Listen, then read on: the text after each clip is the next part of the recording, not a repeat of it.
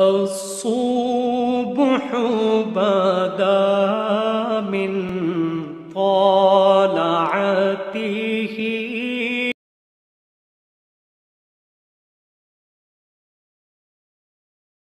تیسرے پارے میں 10واں رکوع اور سورہ آل عمران کا دوسرا رکوع چل رہا ہے۔ سورہ آل عمران کی آیت نمبر 12 تک آیتیں آئیں، آیت نمبر 12 کے بعد ہے آیت نمبر 11 تک آیتیں گزری۔ آیت نمبر 11 کے بعد ہے قل للذین کفروا ستغلبون وتحشرون الی جہنم۔ اعوذ باللہ من الشیطان الرجیم، بسم اللہ الرحمن الرحیم۔ قل للذین کفروا ستغلبون وتحشرون الی جہنم وبئس المہاد۔ قد كان لكم آية في فئتين التقتا فئة تقاتل في سبيل الله أخرى كافرة يرونهم مثليهم رأي العين والله يؤيد بنصره من يشاء إن في ذلك لعبرة لأولي الأبصار۔ صدق اللہ العظیم۔ اوپر کے ذکر میں قیامت کے ذکر کے ساتھ کافروں کا انجام بھی بتلایا گیا تھا کہ ان کو کوئی چیز دنیا آخرت میں خدائی سزا بچا نہیں سکے گی، اور اللہ کی پکڑ کبھی دنیا بھی آ جاتی ہے ورنہ آخرت میں تو مکمل حساب ہوتا ہے۔ چنانچہ اوپر کی آیتوں میں ذرا کہ ان کے مال و متاع کچھ کام نہیں آئیں گے، وہ جہنم کا ایندھن بن جائیں گے۔ اور اس سے پہلے قوموں کے حالات کو بھی ذکر کیا گیا کہ تو فرعون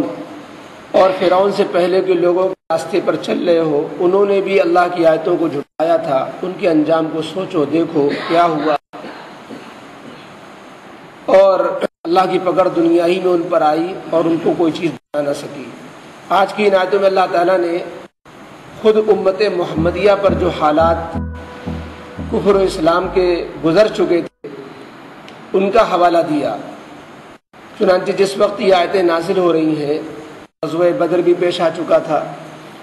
اور غزوہ احد بھی پیش آ چکا تھا،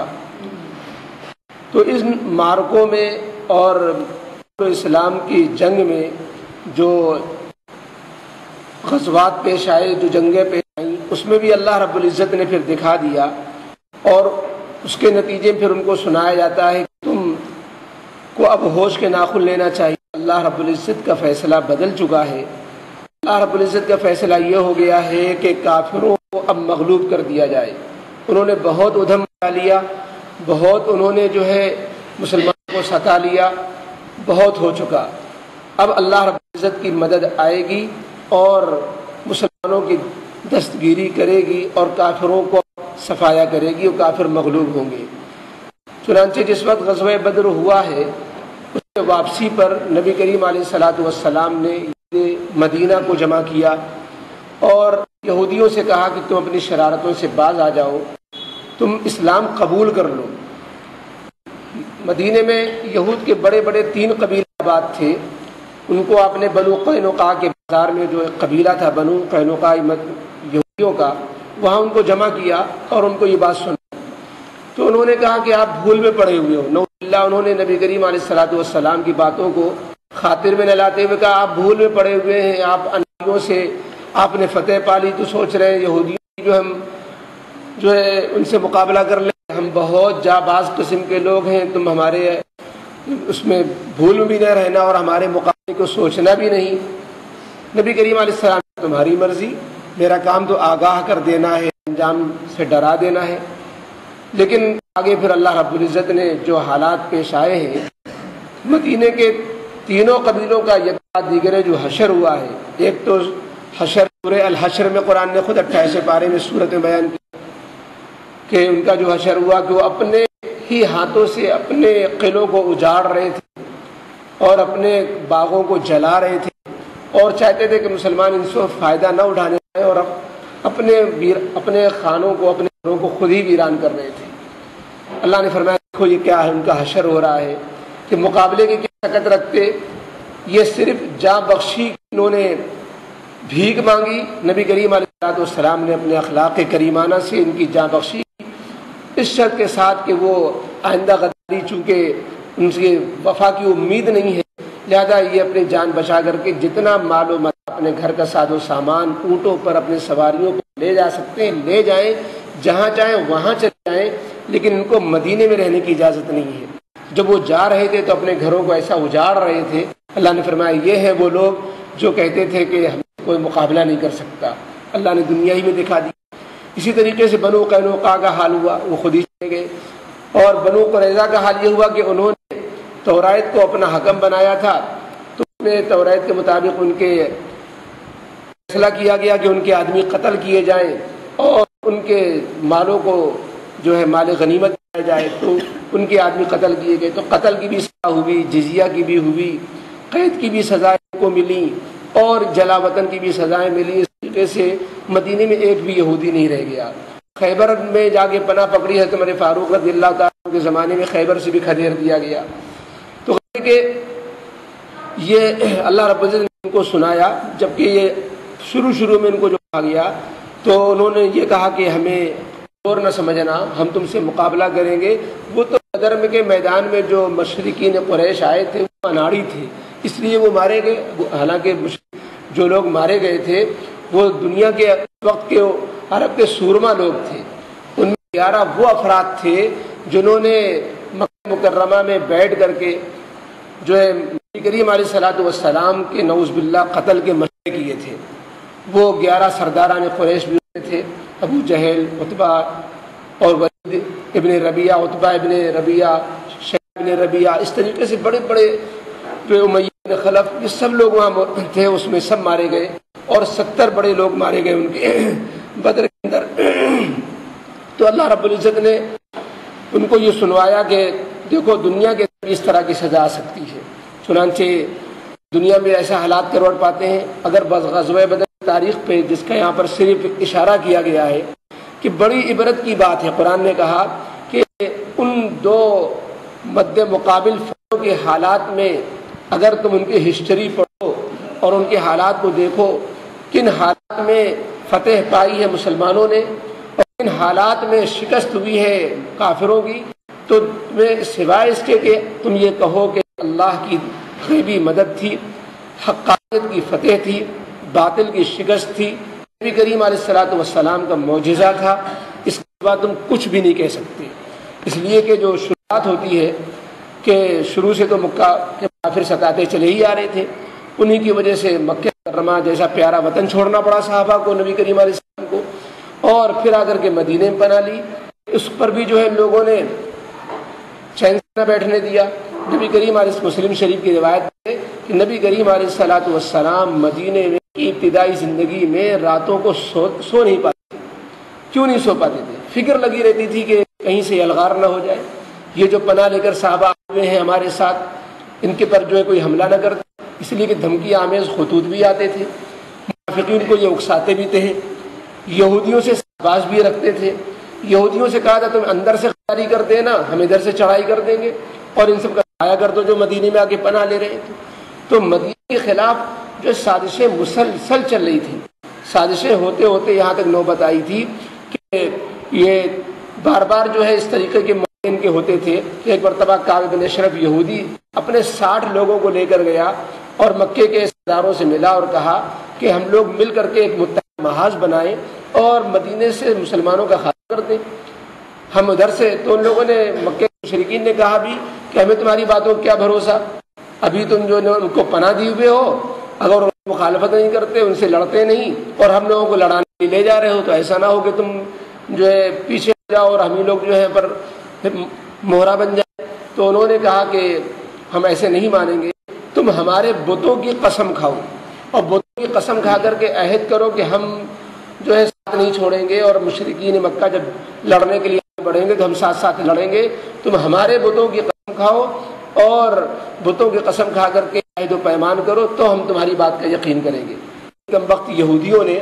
جو 60 یہودی گئے تھے انہوں نے بتوں کی قسم کھائی اور بتوں کی پوجا کر ڈالی اس وقت کہ اسلام دشمنی میں اتنا آگے بڑھی ہوئی قوم ہے،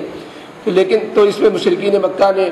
تو اس طرح کے حالات جب تھے تو نبی کریم علیہ السلام کو اللہ رب العزت کی طرف سے جب حکم ملا کہ اگر یہ مقابلے کے لیے آتے ہیں تو تم ان سے مقابلہ کرو،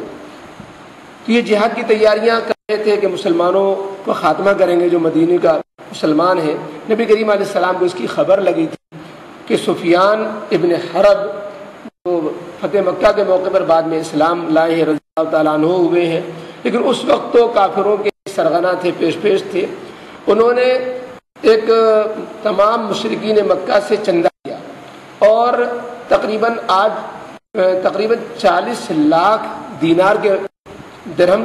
40 لاکھ درہم جمع ہوئے، اور اس سے یہ ہوا کہ ان کو جو ہے تجارتی میں لے جایا جائے گا. اس سے جو رقم ہوگی وہ جو ہے مسلمانوں کے لڑائی میں خرچ کی جائے گی، اور اس سے ہم لوگ اپنی مضبوطی کریں گے. جہاد فوجیں تیار کی جائیں گی اور فوج کے لیے جو لڑے اس کا انتظام کیا جائے گا. ہر گھر سے اس لوگوں نے چیزیں شامل کی.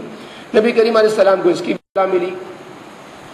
جب نبی کریم علیہ السلام کو اطلاع ملی کہ یہ اتنا آگے بڑھ رہے ہیں مقابلے کے لیے، پھر اللہ تعالیٰ کی طرف سے اجازت ملی کہ اب تم ان پر وار کر سکتے ہو، ان کی طاقت کو توڑ سکتے ہو. اگر تم پر حملہ ہوتے ہیں تو ان کے حملے کا جواب دے سکتے ہو. چنانچہ نبی کریم علیہ السلام نے سفیان کے قافلے کو جو مکے سے شام گیا ہوا تھا، ملک شام سے جب واپس آ رہا تھا تو نبی کریم علیہ السلام نے کچھ لوگوں کو بھیجا کہ اس کے قافلوں کو روکے، لیکن وہ قافلہ تو صاف بچ نکلا. ادھر سفیان نے اطلاع بھیجی مکہ مکرمہ میں کہ ہمارے قافلے کو خطرہ لاحق ہے، تو ابو جہل نے اس کے مقابلے کے لیے تقریباً 900 افراد کا ایک لشکر تیار کیا. 1000 کی تعداد بھی لکھی ہوئی ہے. لشکر تیار کیا اور سب مسلح اور لیس ہو کر کے، اور جن کے درمیان جو ہے 100 گھوڑے، 700 اونٹ، اور اس طریقے سے ہر ایک مسلح، اور یہ چلا کے جو ہے سفیان کے قافلے کی حفاظت کی جائے گی، اور جو لوگ مقابلے میں آ رہے ہیں ان کو سب کو جو ہے ختم کر دیا جائے گا.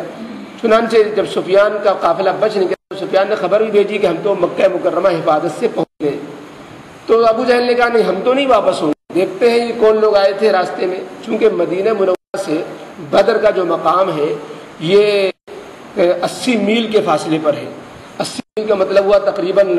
160 کلومیٹر، اس کے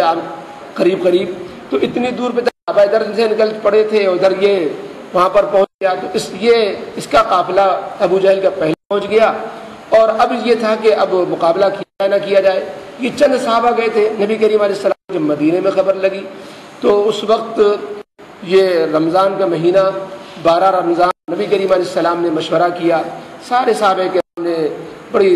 جو ہے جذبہ اخلاص کے ساتھ اپنے کو جہاد کے لیے پیش کر دیا کہ اے اللہ کے رسول، ہم نہیں ہیں کہ موسیٰ علیہ السلام کی قوم کی طرح جواب دیں آپ بیٹھو، آپ جانو، آپ کا رب جانے، ہم تو یہاں بیٹھے ہوئے ہیں، جب علاقہ فتح ہو جائے تو ہمیں خبر کر دے دینا، آ کے قبضہ کریں گے. تو ہم جو ہے جس طرح جواب دینے والے نہیں ہیں، اور ہم تو جو ہے آپ ہمیں جہاں اشارہ کیجئے وہاں کے لیے تیار ہے. پہلے مہاجرین کھڑے، پھر انصار کھڑے ہوئے. لمبا واقعہ ہے. غرض یہ کہ نبی کریم علیہ السلام نے اس وقت 313 افراد آپ کے لشکر میں، اور صرف وہاں 100 گھوڑے تھے، یہاں صرف 2 گھوڑے تھے. وہاں 700 اونٹ تھے، یہاں صرف 70 اونٹ تھے. وہاں 1000 کا لشکر تھا، یہاں صرف 313 تھے. وہاں ہر ایک مسلح تھا، یہاں پر صرف 6 تلواریں تھیں. 8 تلواریں تھیں، 6 زرہیں تھیں. اب اندازہ لگے کوئی تناسب نہیں ہے، کوئی جو ہے مقابلے کا. یہ بتلانا مقصد ہے کہ کافروں کے حال دیکھیں کہ کوئی سوچ نہیں سکتا کہ یہ کبھی ناکام ہوں گے. مسلمانوں کا حال دیکھیے، کوئی سوچ نہیں سکتا کہ ان میں سے کوئی ایک فرد بچ نہ پائے گا. ایسے حال میں پھر کافر پہلے گئے تھے، انہوں نے اچھے ٹھکانے پہ قبضہ کر لیا. مسلمانوں کو جگہ ملی، وہ جگہ ملی نشیب میں، وہاں ریتیلا علاقہ، پیر جم نہیں رہے، چلا جا نہیں رہا ٹھیک سے، پیر دھس رہے ہیں ریتیلے علاقے کی وجہ سے. وہاں پانی بھی نہیں ہے. جس جگہ پہ قبضہ کیا ان لوگوں نے وہاں پر پانی تھا. اللہ رب العزت نے ایسے حال میں مسلمان ظاہری حال سے بھی ٹوٹے ہوئے، اور یہ قدرتی اعتبار سے جو علاقہ ملا وہ علاقے میں بھی ایسا حال نہیں تھا کہ وہاں پر جم سکے. تو بظاہر لیکن اللہ رب العزت جو آگے واقعات ہیں، نبی کریم علیہ السلام کا خیمہ لایا گیا، نبی کریم علیہ السلام نے صفوں کی جو ہے درستگی فرمائی. غیب سے اللہ کی طرف سے پہلی مدد تو یہ بارش ہو گئی. بارش ہونے سے جو ہے سارے صحابہ نے پانی اپنی ضرورت کا جمع کر لیا. ریت تھی، بیٹھ قدم جمنے لگ گئے. وہ جو خشک علاقے میں تھے وہاں جو ہے مٹی گیلی ہونے کی وجہ سے دلدل ہو گیا، پیر جم نہیں رہا، پیر دھس رہا ہے ان کا. اور یہاں پر جو ہے خوشگوار ہو گیا، زمین بھی خوشگوار ہو گئی، پانی بھی انتظام ہو گیا. صحابہ نے وضو غسل بھی کیا اور پھر میٹھی نیند سوئے. نبی کریم علیہ السلام کے علاوہ اور حضرت ابوبکر صدیق کے علاوہ سب کو اللہ نے میٹھی نیند سلا دیا اور نبی کریم علیہ السلام کو ایک جھپکی دی، اس جھپکی میں آپ کی نیند پوری ہو گئی، اس میں اللہ تعالیٰ نے خواب دکھایا کہ آپ کو فتح ہو گئی اور کفار کو شکست ہو گئی، آپ نے صبح ہوتی خوشخبری سنائی۔ ایک غیبی مدد یہ ہوئی جس کا اس آیت میں ذکر ہے کہ اللہ رب العزت نے دشمنوں کی تعداد کو، دشمنوں کو مسلمانوں کی تعداد دگنی دکھلائی، دشمنوں کو مسلمانوں کی تعداد دگنی دکھلائی، اس سے ان کی ہوا خراب ہوئی۔ یا یہ کہ اللہ رب العزت نے مسلمانوں کو ایک طرف مسلمانوں کو دشمنوں کی تعداد کم دکھلائی اور دشمنوں کو مسلمانوں کی تعداد زیادہ دکھلائی، یہ اللہ کی جو ہے غیبی مدد اور ہوئی کہ جب مسلمانوں ادھر، چونکہ مسلمان کے ساتھ ملائکہ کو اللہ نے بھیج دیا تھا، مسلمانوں کے سپورٹ انسان کی شکل میں فرشتے آ گئے تھے اور کافروں کی تعداد کم دکھائی کہ تاکہ مسلمانوں کے ہار سے بندھے اور یہ نہ سمجھے کہ ان کی طاقت ان سے دگنی سے زیادہ ہے، صرف دگنی تعداد دکھلائی گئی کہ گویا ان کی تعداد 600 ہے اور ادھر تعداد 300 ہے، اور اللہ تعالیٰ کی طرف سے وعدہ فرما دیا گیا کہ وَإِن يَكُن مِّنكُم مِّئَةٌ يَغْلِبُوا مِّئَتَيْنِ، تم اگر 100 ہوگے تو اللہ تعالیٰ تمہیں 200 پر تو ہی غالب کر دے گا، اسباب کے دائرے میں اللہ تعالیٰ تمہیں 200 پر فتح دے دے گا۔ لیکن یہاں پر تگنی تعداد تھی، لیکن صحابہ کو محسوس نہیں ہوا کہ تگنی تعداد ہے، اور ادھر ان کو محسوس ہو رہا تھا کہ یہ فوج، مسلمانوں کی فوج اتنی کہاں سے آ گئی، تو ان کی ہوا خراب ہونے لگی۔ اب جب جو ہے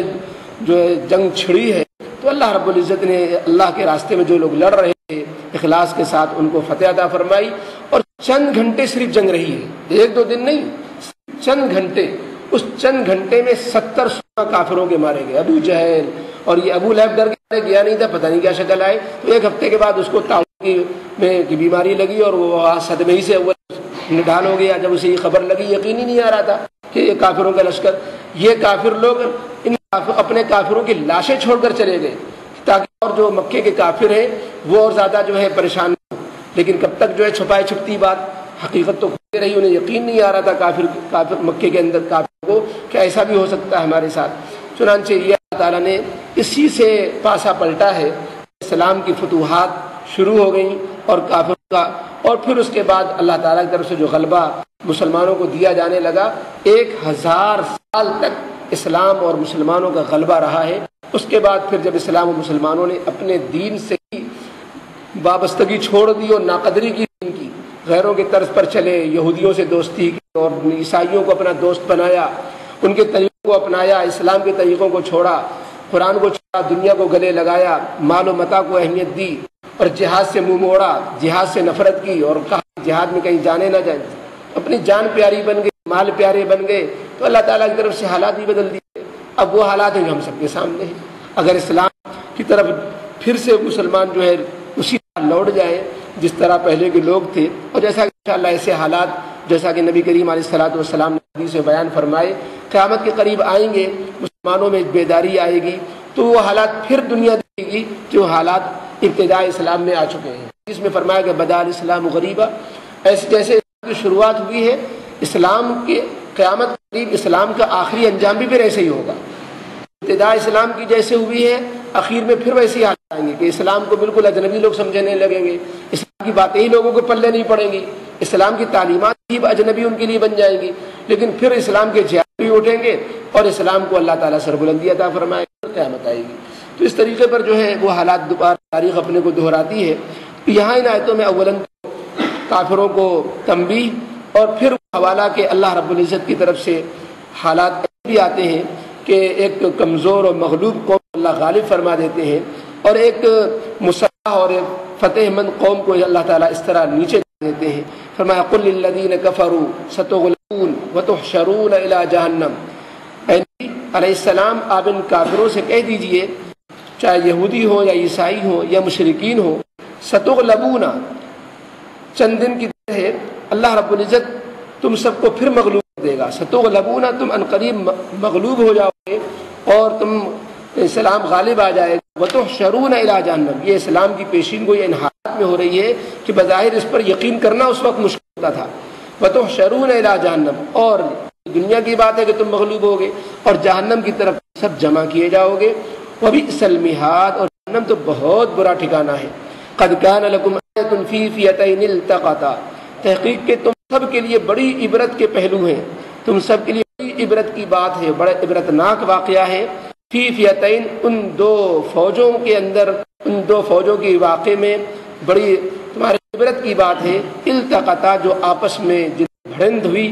التقطا جن میں آپس میں ٹکر ہوئی، فیتن تقاتل فی سبیل اللہ، ایک فوج تو وہ تھی جو اللہ کے راستے میں لڑ رہی تھی، وہ اخرى یعنی اللہ کے کلمے کو بلند کرنے کے لیے، صرف رضا الہی کے لیے، دنیا کا فائدہ مال و متاع مقصود نہیں تھا،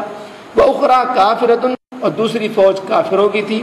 جو دنیا کو عزیز تھی، مال و متاع پہ ان کو گھمنڈ تھا، اور وہ اپنے عیش و عشرت کے لیے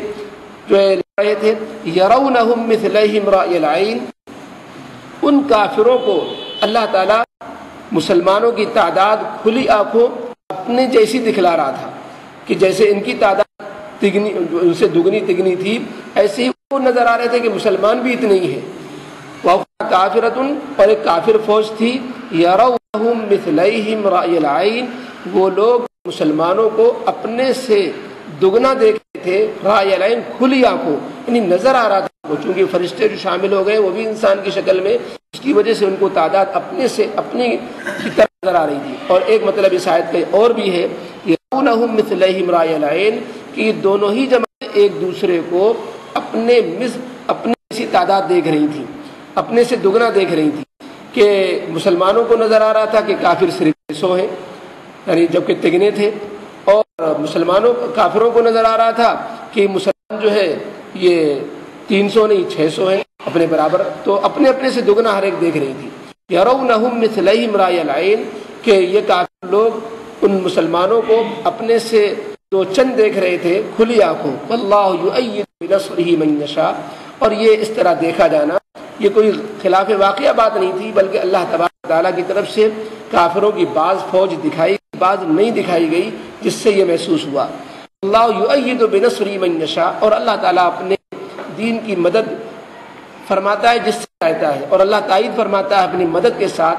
جن لوگوں کی، جن بندوں کی اللہ مدد فرمانا چاہتا ہے۔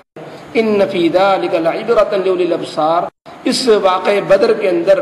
بڑی عبرت چیز ہے، لیکن وہی لوگ جو عقل سے کام لیتے ہیں، عقل مندوں کے لیے۔